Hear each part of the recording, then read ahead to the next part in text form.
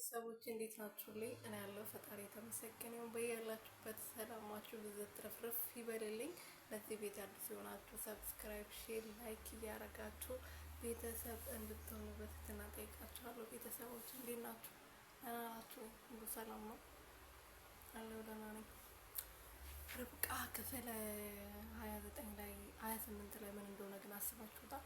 ይሄ አዩን እንትንነት ያዩን ክፋት የሆነ ሰው ማወቅ ነበረበት እና ማንም ሳያውቅበት ልጁ እስከሚወርድ ድረስ ልጅ እስከማውረድ ደረጃ እስከሚደርስ ድረስ የሆነ ሰው መድረስ ነበረበት።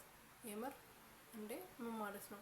ልጁ አሁን ከሞተ በኋላ እውነቱ ታወቀ አልታወቀ ምንም ጥቅም የለውም። የርብቃ ልጅ መሞት አልነበረበትም። የርብቃ ልጅ መሞት አልነበረበትም። የምር እና በጣም ነው የሚያስጠላው። የምሬ ነው ማለት ነው። እና ምን ልላችሁ ፈልጌ ነው የአዩን ክፋት ልጁ ሳይሞት በፊት ቢያንስ ቤቱ እንኳን ችግር የለውም፣ ቤቱን ተከራክሮ ማስመለስ ይችላሉ።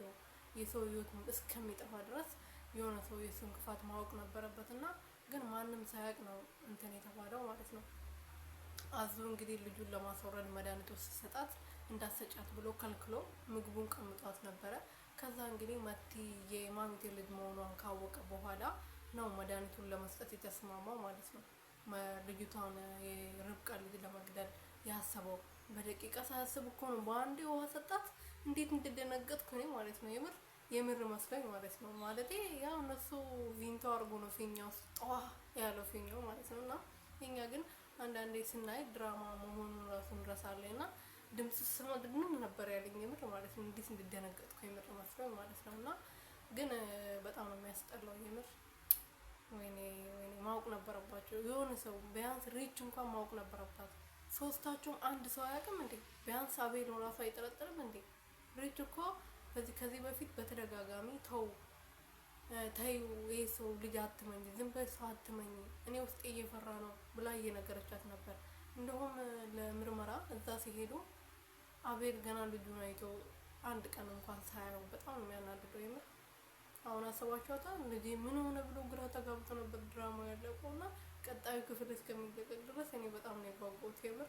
እና ያለን ብዬ አምናለሁ። ምክንያቱም ልጇ ሞቷል፣ በቃ ምንም ማድረግ አይቻልም። ይሄ ሁሉ ደም ፈሶት መቼም ልጁ ድኗል አይልም አይደል ዳይሬክተሩ። የምሬን ነው። ግን ድኗል ቢባል እኔ በጣም ደስ ይለኛል። ምክንያቱም የርብቃ ልጅ መወለድ አለበት። ገባችሁ? የአዩን ክፋት የምታውቀው ማሚቴ ብቻ ነበረች። ሪች ናት፣ መቲና ማነው አዙ መቲ ናቸው የሚያውቁት። ማሚቴ ደግሞ አሁን አትናገር አትጋገር። አዩ በዚህ ሰዓት በጣም ብዙ ስራዎች ሰርተዋል።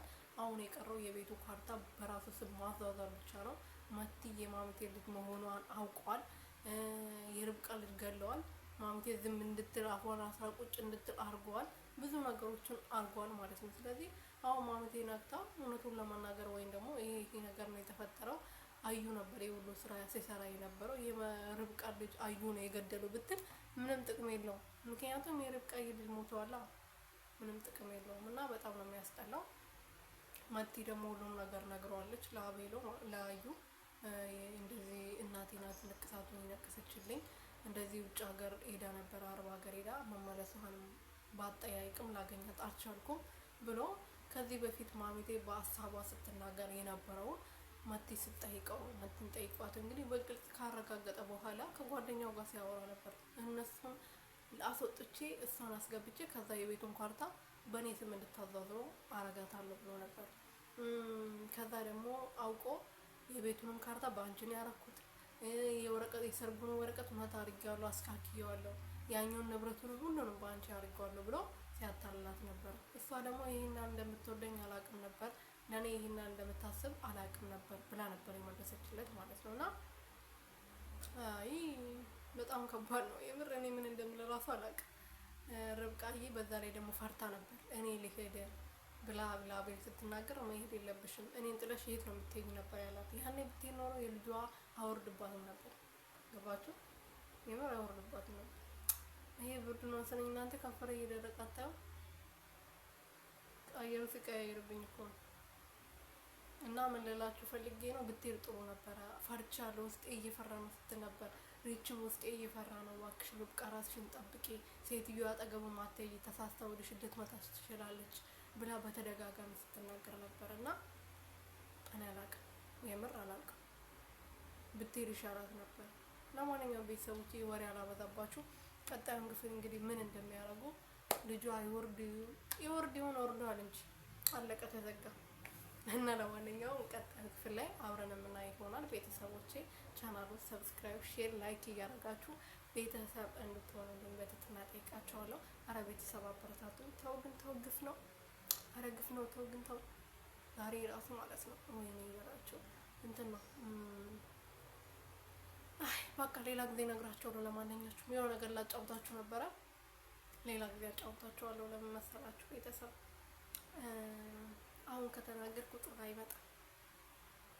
በዛ ላይ ደግሞ ቀን ነው፣ መዳሜ ልትመጣ ትችላለች፣ ስራ ሰዓት ነው እና አሁን ወሬም ከጀመርኩ ቶሎ ስለማያልቅ ሌላ ጊዜ በሰፊው ቁጭልና መዳሞቼ ቤት የሌለው ሰዓት አንዳንዴ ስለሚወጡ በዛ ሰዓት ቁጭ ብና አጫውታችኋለሁ። ግን አሁን አጫውቼኝ አሁን ንገሪኝ ካላችሁ ደግሞ እነግራችኋለሁ። ግን እናንተ ከጠየቃችሁኝ ኮመንት ካረጋችሁልኝ እነግራችኋለሁ። ምን አባቱ ከእናንተ አይበልጥም። ማታ እንቅልፌን ትቼ ቁጭልና ማለት ነው እያንዳንዱን እነግራችኋለሁ። እና ምንድን ነው ብላችሁ ጠይቁኝ እመልስላችኋለሁ ማለት ነው ቤተሰብ